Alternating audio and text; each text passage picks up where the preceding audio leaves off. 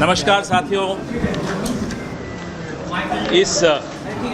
इस गर्मी में कांग्रेस पार्टी के नौजवान हमारे प्रिय कन्हैया कुमार जी पूरी दल बल के साथ एक ऐसा मुद्दा उठा रहे हैं जिस मुद्दे को मुझे लगता है हर राजनीतिक दल को आज नहीं तो कल उठाना पड़ेगा।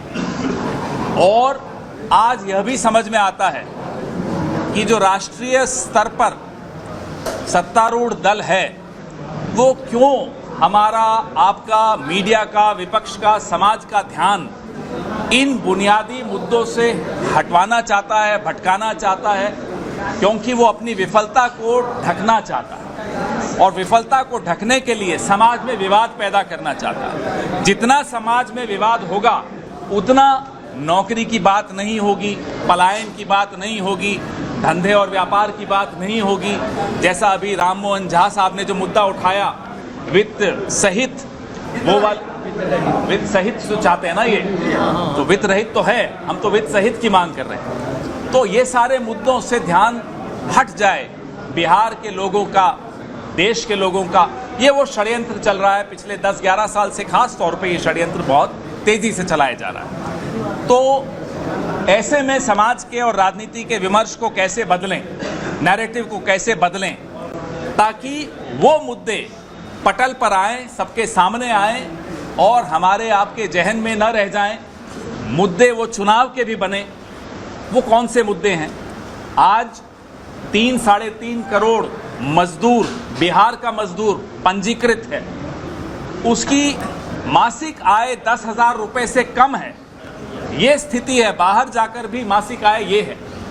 और जिस बिहार ने पूरे देश को दिशा दिखाई, आज उस बिहार का नौजवान संघर्ष कर रहा हो, उसकी आवाज़ तक राजनीतिक दल न उठाएं, ये उसके साथ दोहरी मार है, दोहरा अन्याय है।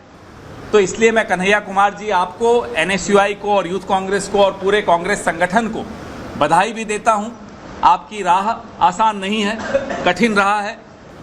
पसीना जहां आप बहा रहे हो, बिहार उस पसीने की कीमत आपको ज़रूर देगा, कांग्रेस को देगा, और तमाम राजनीतिक दलों को आप मजबूर करेंगे कि उन्हें इस चुनाव से पहले अपनी नीति स्पष्ट करनी पड़ेगी।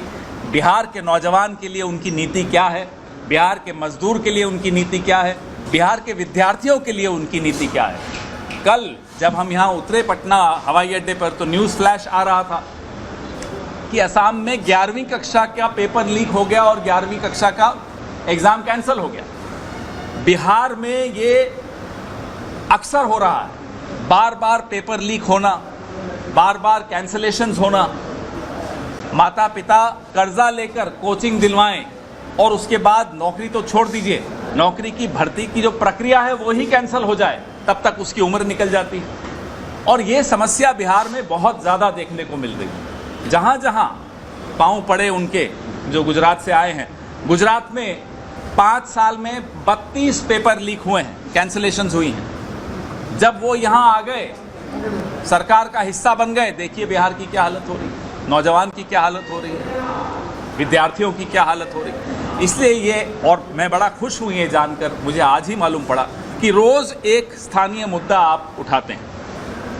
चुनाव जब कोई लड़ने आए आपके पास, वोट मांगने आए आपके पास, या टिकट मांगने आए हमारे पास, तो क्या वो स्थानीय मुद्दों की जानकारी रखता है, का ज्ञान रखता है, उसका समाधान के बारे में उसने क्या सोचा है, ये सब एज अ वोटर आपको भी जानना ज़रूरी है, एज अ पार्टी हमें जानना ज़रूरी है, और एज अ मीडिया हम सबको सीधा रखना की जिम्मेदारी आपकी।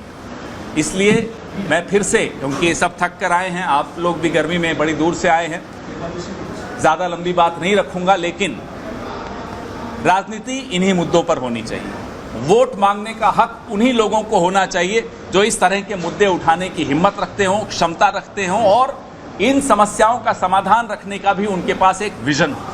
ये तमाम विजन कांग्रेस पार्टी के पास है, हमारे नेतृत्व के पास है। इसलिए हम आप सबकी आंखों में आंखें डालकर ये बात कह रहे हैं कि असली मुद्दे ये हैं, है इन सब पार्टियों की हिम्मत तो आए इन मुद्दों पर चर्चा करें, आपसे भी, हमसे भी और अपने वोटर से भी। जय हिंद, जय बिहार। सबसे पहले तो आप सबका बहुत बहुत धन्यवाद और मैं माफ़ी चाहता हूँ। प्रेस कॉन्फ्रेंस 1 बजे शुरू होनी थी, लेकिन आज हमारी पद यात्रा थोड़ी लंबी थी और रास्ते में कई जगह अलग अलग विधानसभा और ब्लॉक के जो आए हुए लोग थे वो स्वागत कर रहे थे।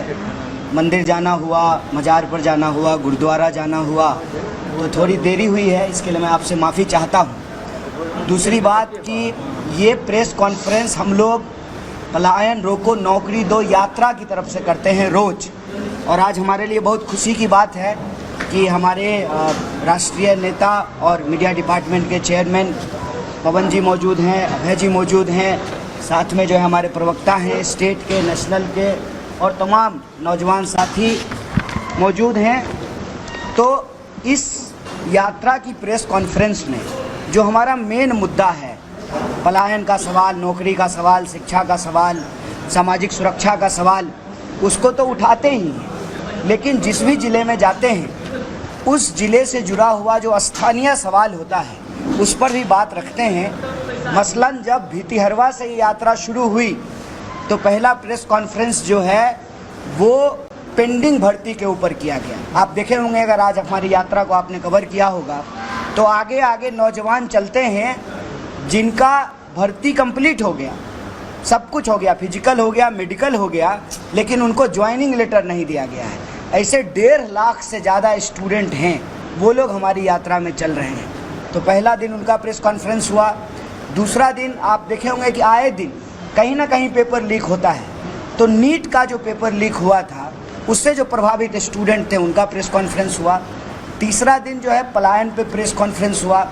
चौथा दिन जो है वो रीगा के मजदूर मिलों का प्रेस कॉन्फ्रेंस हुआ। पांचवा दिन जो है वो ऑटो चालक संघ, जिसमें महिला चालक हैं, उनका प्रेस कॉन्फ्रेंस हुआ।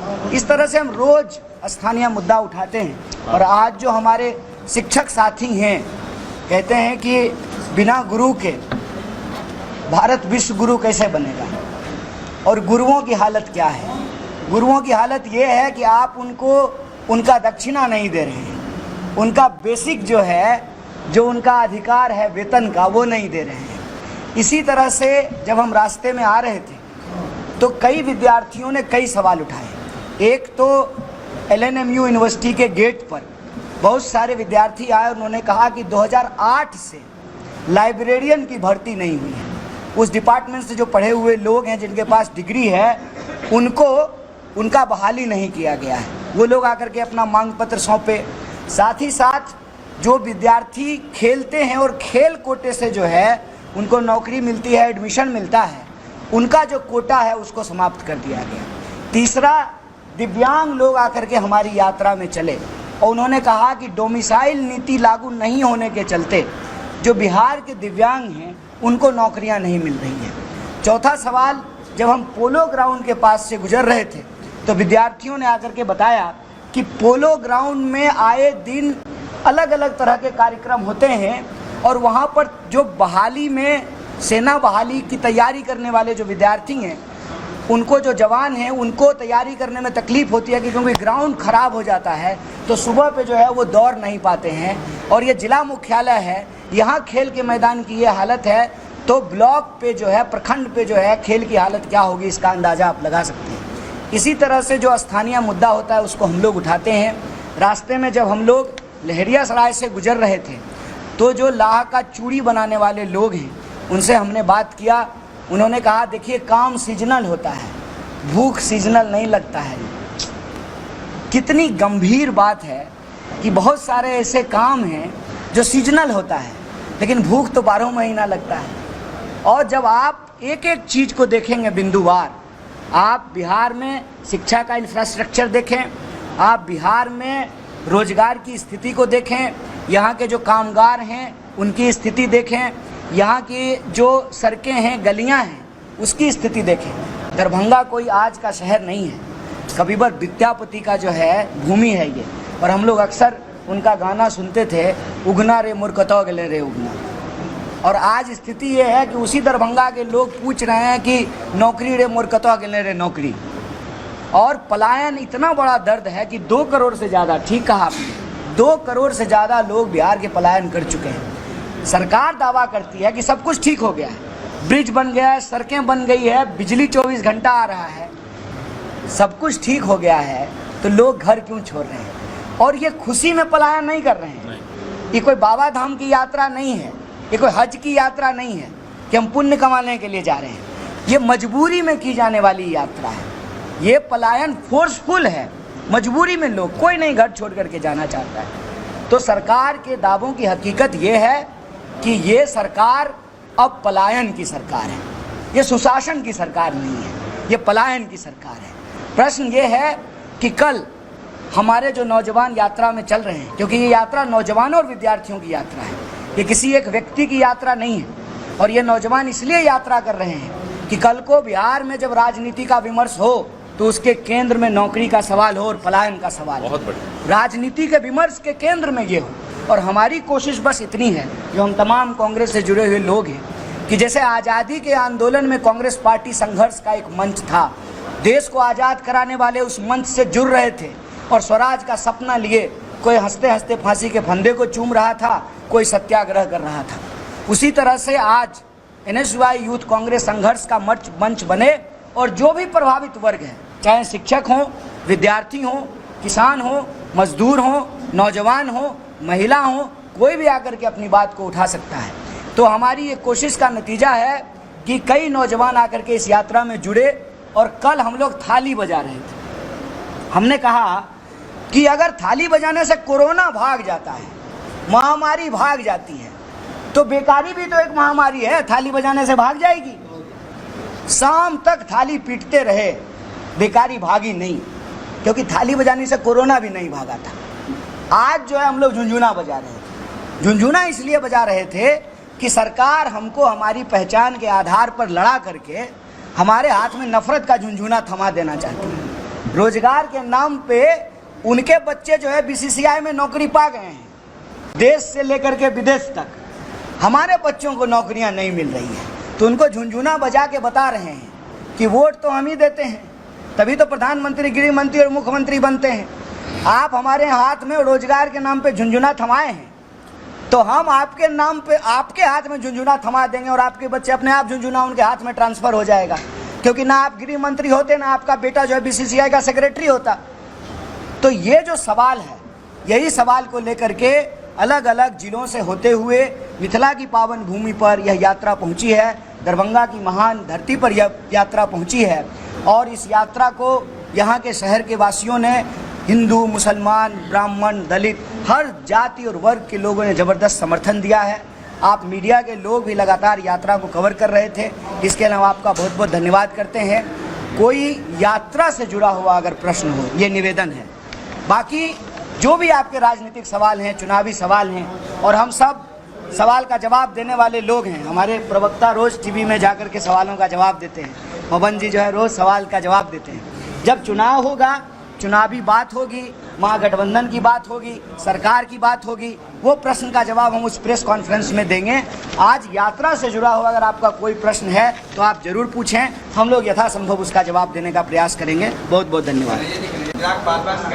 सरकार की गलतियों का नतीजा है जो पलायन का दर बिहार की गलती। नहीं तो पिछली सरकार का मतलब क्या? पिछली सरकार तो पिछले कई दशकों से जो है नीतीश जी मुख्यमंत्री हैं। जहाँ तक हमको याद है, अगर मैं ठीक हूँ, अगर गलत हूँ तो आप करेक्ट कर दीजिएगा, 2005 में नीतीश जी जो है मुख्यमंत्री बन गए थे। 2000 तो 20 साल हो गया। कौन सी पिछली सरकार? पिछली सरकार अगर आप कह रहे हैं तो आप हमको बता दीजिए कि नेहरू जी के ज़माने के बाद कितनी फैक्ट्रियां बिहार में खुली हैं। याद कीजिए, जूट मिल खुला था, कल ही हम समस्तीपुर में थे, तमाम जगह चीनी मिल खुला था। अभी भी चनपटिया का चीनी मिल बंद है, मोतिहारी का चीनी मिल बंद है, और पूरे इलाके में दोनों यूनिवर्सिटी जो है, दोनों ने 3 यूनिवर्सिटी घूम करके आ गए। बिहार यूनिवर्सिटी भी घूम लिए, अब LNMU के इलाके में घूम रहे हैं। एक भी ढंग का, एक भी ढंग का लॉ कॉलेज नहीं खुला हुआ। तो यूनिवर्सिटी खोला हुआ कांग्रेस का, फैक्ट्री खोला हुआ कांग्रेस का, बांध बनाया हुआ कांग्रेस का, पुल बनाया हुआ कांग्रेस का, और कांग्रेस का बनाया हुआ पुल आज भी चल रहा है। मैं बेगूसराय से आता हूँ, सिमरिया घाट के बगल में हमारा जो है गाँव है, और आप जो है दरभंगा, मधुबनी के लोग कल्पास का मेला करने वहाँ जाते हैं, 1 महीना रहते हैं। अभी भी देखिए राजेंद्र पुल खड़ा है, आज जो पुल बन रहा है वो तो गिर रहा है। तो हमारी जो कांग्रेस की अगर बात कीजिएगा, लोग क्या है ना, देखिए सर, कांग्रेस ना एक उदारवादी पार्टी है। कांग्रेस से आप सवाल पूछेगा तो आपको जेल में नहीं बंद कर देगी। तो लोगों को जो मन आता है उलझुल बात कहते हैं। लेकिन आप हमको बता तो दीजिए, जब से कांग्रेस सरकार में नहीं है, फुल फ्लेजेड कांग्रेस की सरकार लास्ट कब थी? 89 में थी। उसके बाद से कितनी फैक्ट्रियां बिहार में खुली है बता दीजिए। मेरे यहाँ एक पेप्सी का फैक्ट्री खुला है, कोई स्थानीय लोगों को रोजगार नहीं मिल रहा है और खाली पानी का दोहन हो रहा है, बिजली का दोहन हो रहा है, धुइयां हम सूंघ रहे हैं, रोजगार स्थानीय लोगों को नहीं मिल रहा है। हमको बताइए कि पिछले 20 साल में कितनी फैक्ट्री खुली है, कितना यूनिवर्सिटी खुला है, कितना अस्पताल खुला है। लास्ट जो एम्स खुला है वो भी यूपीए का अप्रूव किया हुआ एम्स है। तो आप हमको बता दीजिए कौन सी पिछली सरकार। हम अपनी जिम्मेवारी लेने के लिए तैयार हैं और अगर हमसे गलती हुई है तो मीडिया के सामने हाथ जोड़ करके माफ़ी मांगने को भी तैयार हैं। लेकिन जो है कोना कौन सौतली पुतह कोना नहीं खेलेंगे। जो सच्चाई है वो सच्चाई है। किसी भी चाय की दुकान पे जा जाइए और हम कहते हैं किसी भी विचारधारा के व्यक्ति से बात कीजिए, किसी भी दल के व्यक्ति से बात कीजिए, हर कोई स्वीकार करेगा कि पलायन एक बहुत बड़ा सवाल है। प्रश्न यह है कि कोई ना कोई तो इसकी जिम्मेवारी लेगा और आज की सरकार नहीं लेगी तो कब तक पिछली सरकार गिनवाते रहिएगा। और हम कहते हैं कि जो सरकार जिम्मेवारी लेगी उसी को हम कुर्सी पे बिठाएंगे, जो जिम्मेवारी नहीं लेगी उसको टाटा बाय बाय कहेंगे। सर, पलायन का बात आपने कहा, तो बिहार में जो चुनाव होगा उस चुनाव में आपकी सरकार आएगी तब ना आप कुछ कर पाइएगा। तो बिहार में जो चुनाव होगा तो क्या रणनीति है आपकी इस बार चुनाव में बिहार को लेकर कांग्रेस की? वो प्रेस जब करेंगे पवन जी आकर के चुनाव पे, तब उस रणनीति के बारे में बताएंगे। सीधा सवाल, पलायन आप कैसे रोकेंगे? आपके पास सीधा बताने। सीधा जवाब, जिस वजह से पलायन होता है उस वजह को रोकेंगे, पलायन रुक जाएगा। पलायन क्यों होता है? पलायन लोग पढ़ने के लिए बाहर जाते हैं, इलाज कराने के लिए बाहर जाते हैं, कानून व्यवस्था की हालत खराब है तो सामाजिक सुरक्षा के लिए बाहर जाते हैं। तीनों चीज़ आप सुनिश्चित कर दीजिए, पलायन रुक जाएगा। आप अगर यहाँ शिक्षा की व्यवस्था बेहतर कर देंगे तो यहाँ का विद्यार्थी क्यों बाहर जाएगा? फिर पंजाब का विद्यार्थी यहाँ पढ़ने के लिए आएगा। यहाँ के अस्पताल बेहतर कर दीजिए तो यहाँ का लोग दिल्ली क्यों इलाज कराने जाएगा? दिल्ली के लोग यहाँ इलाज कराने के लिए आएंगे। जिस वजह से पलायन होता है उस वजह को समाप्त कर दीजिए, पलायन रुक जाएगा। और सिंपल एक जवाब देते हैं, जब पैसा फ्री में तो नहीं पढ़ाता है ना जी। इंजीनियरिंग करने के लिए पूरा देश में जाते हैं तो अपने माँ बाप के पैसा से पढ़ते हैं। तो जब इंजीनियरिंग ही पढ़ना है तो मुजफ्फरपुर में क्यों नहीं पढ़ सकते हैं? दरभंगा में क्यों नहीं? मधुबनी में क्यों नहीं? समस्तीपुर में क्यों नहीं? यहीं इंजीनियरिंग का पढ़ाई करेंगे और यहीं कॉल सेंटर खुलेगा और अमेरिका की नौकरी से तो यहाँ से भी बैठ करके किया जा सकता है। गुड़गांव और बेंगलोर में ही बैठ के करने की क्या ज़रूरत है? आप 24 घंटा बिजली की व्यवस्था कर दीजिए, आप 24 घंटा इंटरनेट की व्यवस्था कर दीजिए, तो वहाँ जैसे घर से निकल करके लोग जाता है कैब में बैठ करके नौकरी करके घर आता है, यहाँ भी कैब में बैठ के जाएगा, नौकरी करके घर आएगा। सवाल ये है कि जब ऑफिस से निकलेगा रास्ता में बंदूक सटा करके कोई बटुआ लूट लेगा, जब सुरक्षा नहीं मिलेगी, जब समय पे बिजली नहीं मिलेगी, जब कंप्यूटर बंद हो जाएगा, इंजीनियरिंग कॉलेज में पढ़ाई नहीं होगी, तो स्वाभाविक रूप से लोगों को बाहर जाना पड़ेगा। तो जो पलायन का कारण है उस कारण को समाप्त कर दीजिए, पलायन रुक जाएगा। सर, नॉन सीरियस है नीतीश कुमार, ये आरजेडी ने पोस्टर लगाया है, इसमें आपको ये राजस्थान का अपमान के बाद पोस्टर लगाया है। देखिए वो सब बात जो आप कह रहे हैं ना, आपकी जो इच्छा है हम समझ रहे हैं। आप पलायन रोकने की बात करते हैं, रोजगार देने की बात करते हैं, लोगों को सैलरी कहाँ से देंगे, कहाँ से रोजगार उत्पन्न करेंगे और इनकम ऑफ सोर्स के लिए आप क्या करेंगे कि बिहार की अपनी कुछ इनकम हो, कुछ व्यवस्था हो। क्योंकि केंद्र के भरोसे आज भी बिहार सरकार चल रही है, ये भी याद सकते हैं। और कल होकर के बिहार जो भी राज्य हो उनको अपना इनकम नहीं है तो भी केंद्र के भरोसे चलती है। और आपका केंद्र में क्या है और बिहार में क्या है, क्योंकि आप 2025 के चुनाव के लिए जा रहे हैं, कैसे आप? देखिए सबसे पहली बात तो ये कहना कि बिहार में इनकम के सोर्स नहीं है, गलत है। अगर इनकम का सोर्स नहीं होता तो पटना में ताज होटल नहीं खुलता। अरे हमारे आपके लिए तो ताज होटल नहीं खुला है, जो लोग पैसा कमा लिए हैं उन्हीं के लिए ताज होटल खुला है। और अभी हम आ रहे थे रास्ते में सर समस्तीपुर से दरभंगा की तरफ, तो बड़ा बड़ा स्कूल खुला हुआ था, GD गोयनका और तमाम। तो उसमें जिसके पास पैसा है उसी का बाल बच्चा पढ़ रहा है ना। तो ऐसा नहीं है कि एक क्लास के पास पैसा नहीं है, पैसा है और वो पैसा यहीं कमा रहे हैं। यहाँ आप जो है किसी भी डिपार्टमेंट में चले जाइए, कोई डिपार्टमेंट बिना कमीशन का तो चल नहीं रहा है, तो कमीशन वो खा कहाँ से रहे हैं? इसका मतलब सरकार के खजाने से पैसा खर्च हो रहा है। पैसा नहीं है तो एमएलए को सैलरी कहाँ से आ रहा है? एमएलए को सैलरी आ रहा है ना, एमएलए के लिए घर बन रहा है ना, मुख्यमंत्री के लिए घर बन रहा है ना, जो बड़े बड़े कार्यक्रम होते हैं सरकारी उसमें पैसा खर्च हो रहा है ना। ये प्राथमिकता का सवाल है सर, और प्राथमिकता का सवाल है, और प्राथमिकता जहाँ है वहाँ पैसा खर्च हो रहा है। हम आपको याद दिला देते हैं, अभी हमारी यात्रा ढाका से होकर के दरभंगा आई है। ढाका में भारतमाला प्रोजेक्ट बन रहा है। भारतमाला प्रोजेक्ट क्यों बन रहा है, किसके लिए बन रहा है? बिहार में जब कुछ है ही नहीं तो रोड क्यों बन रहा है? बिहार में है, बिहार में वो है जिसके लिए दुनिया तरसने वाली है। बिहार में है पानी, और पानी याद कीजिएगा मेरा यह बात, एक प्रेस कॉन्फ्रेंस याद कीजिएगा, आज बोल रहे हैं, पानी पेट्रोल से भी ज़्यादा कीमती होना है, क्योंकि पेट्रोल पीने से प्यास नहीं बुझती है। पानी की ज़रूरत सबको है। दुनिया में जिस तरह से पानी ख़त्म हो रहा है, दुनिया भर के पूंजीपतियों और कारोबारियों की नज़र बिहार की पानी पर है।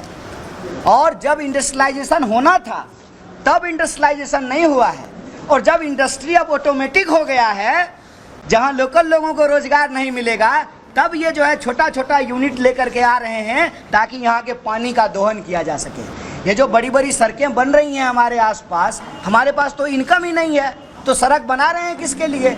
सड़क बना रहे हैं यहाँ का संसाधन लूट के लेके जाने के लिए। आपको क्या लगता है, मखाना पे भाषण लगा दे करके गए हैं प्रधानमंत्री मस्का मार करके?